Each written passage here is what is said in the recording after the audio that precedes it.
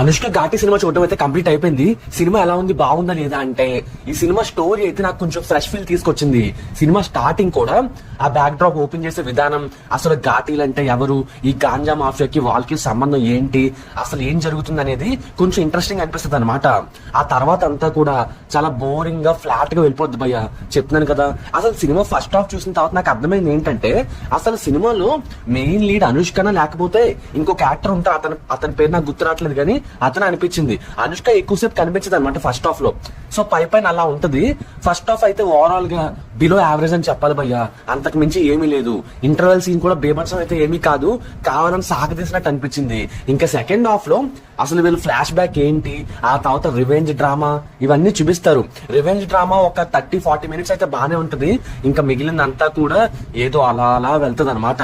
ఇప్పుడు డైరెక్టర్ కృష్ణ వచ్చిన ప్రాబ్లం ఏంటంటే, తను మంచి స్టోరీ ఎంచుకుంటాడు, సీన్స్ కూడా మంచి రాసుకుంటాడు, కాకపోతే ఈ మధ్యలో ఉండే సినిమా అంతా కూడా ఫ్లాట్ గా కానిచ్చేస్తాడు అనమాట.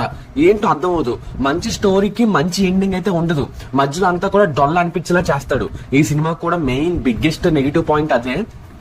మ్యూజిక్ అయినా లేకపోతే బీజిఎం అయినా బీభత్సంగా మనల్ని ఎలివేట్ చేసేలాగా అయితే ఉండదు భయ్య, మనకు ఊపు తెప్పించేలా ఉండదు. కాకపోతే ఈ సినిమాలో చాలా సీన్స్ ఎలా ఉంటాయంటే, మీకు దసరా మూవీ, పుష్ప మూవీ చూసిన ఫీలింగ్ అయితే కలిగిస్తాయి అనమాట.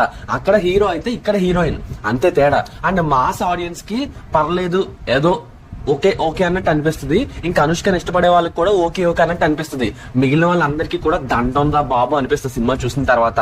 ఇంకెంతకు మించి ఎక్కువ చెప్పినా ఓవర్ యాక్షన్ ఉంటది కానీ, బట్ ఓవరాల్ గా అయితే మీకు ఈ పాటకి అర్థమై ఉంటుంది సినిమా రిజల్ట్ ఏంటనేది. సినిమాకి నా రేటింగ్ వచ్చేసి 1 మాత్రమే.